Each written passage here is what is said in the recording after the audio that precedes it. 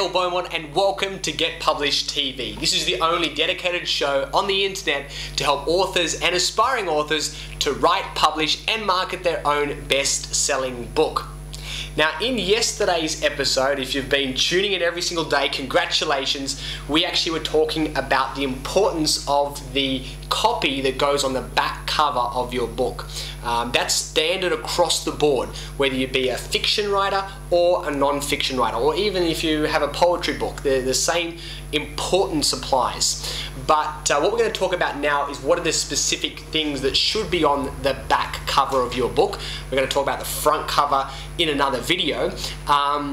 So we're going to talk about this mainly from a non-fiction perspective. So it's still a good idea if you're a fiction writer though to watch, because you will pick up some good ideas, but I want to just point that out before we continue.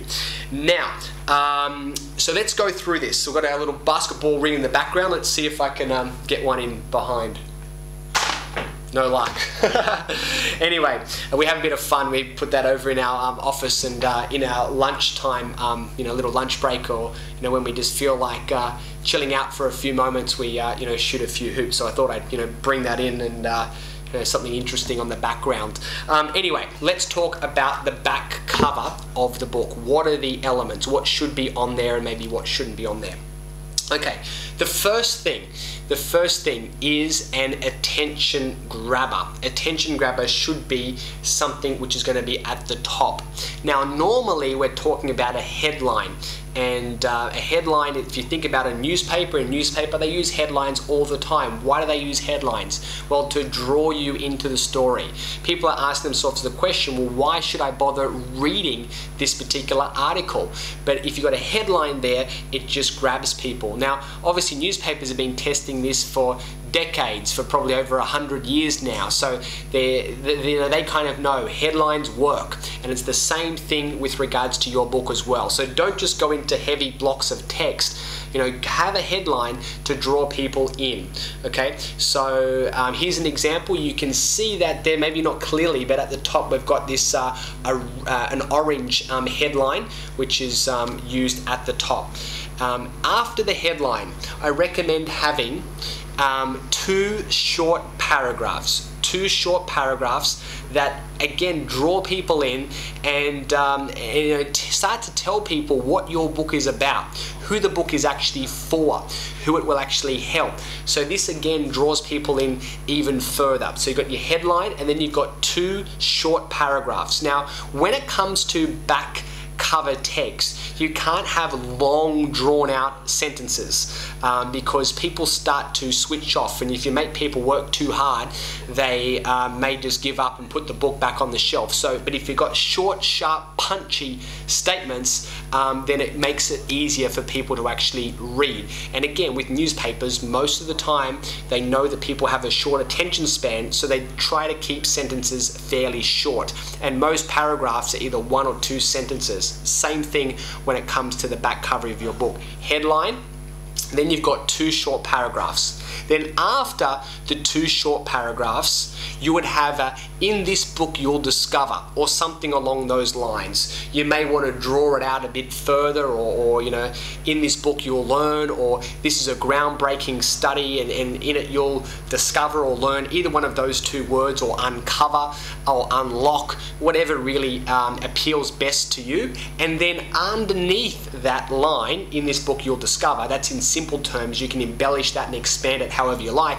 You're going to list some bullet points, and normally you're going to have anywhere between 5 minimum. You're not going to have at least 5, then don't have any. So at least 5, probably maximum 8, maybe maximum 10, but that maybe even be going too much.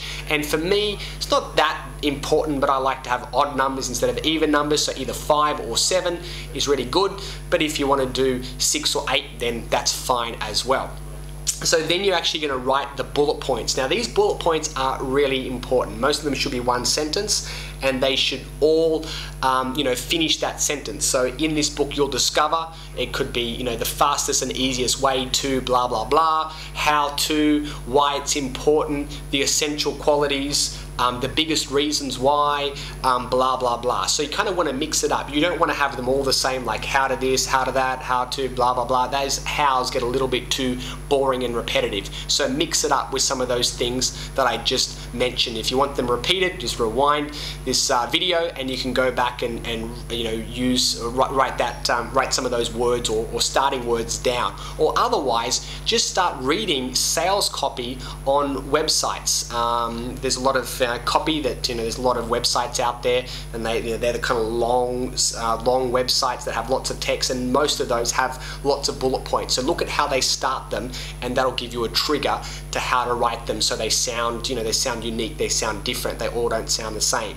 Now in another video, I probably will come back and talk about the bullet points in more detail, because I went through a process when it came to writing the bullet points for my book, not this one, but one of the ones over there, or over there. So we'll come back and talk about that in more detail later on. Underneath that, you can go one of two ways. So you have a bit of a decision to make here. You can do both, or you may want to do one or the other. So let's just quickly recap. At the top, you have your headline. Okay, very important to draw people into your book.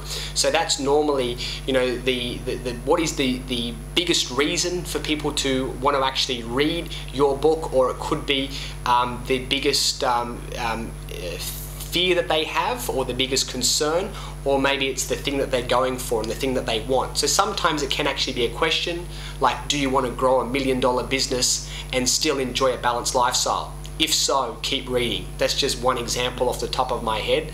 Or it could be another one. You know, are you fed up by not getting, you know, not ever getting to the second date? Well, this book has the answer. Maybe it's a book about relationships or something like that. So you've got like an attention grabber, either what's called a move towards, which is something that people want, or a move away from. So, you know, with another book that I had somewhere is about hair loss. You can beat hair loss. So, you know, their headline at the top, this may not be the greatest headline, but they've got hair loss is now preventable, is now a preventable and treatable condition. So they've got a statement. So sometimes statement works or questions work. Then you've got two short paragraphs. With, again, very short punchy sentences, followed by, in this book you'll discover, and then after that you have your bullet points listed down after the in this you'll discover. So that should take up about half, if not maybe 3/5 of your actual, maybe not as much as 3/4, but maybe 3/5 of your actual back cover. So over halfway. So what we're going to do now is, I've probably been talking for quite a while. I'm going to wrap this video up because I will run out of time if I keep talking, and I'm now going to talk about the bottom you know,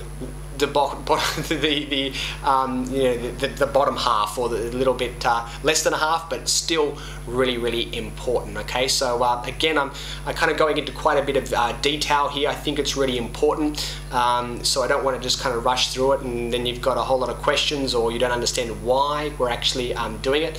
So I will wrap up this video now, and I'll come back and continue again with this conversation of what to put on the back cover of your book. Okay, there's a few other bits and pieces as well, so make sure you come back and watch tomorrow's episode. I'm Dale Beaumont from Get Published TV. Thanks for watching. See you again next time.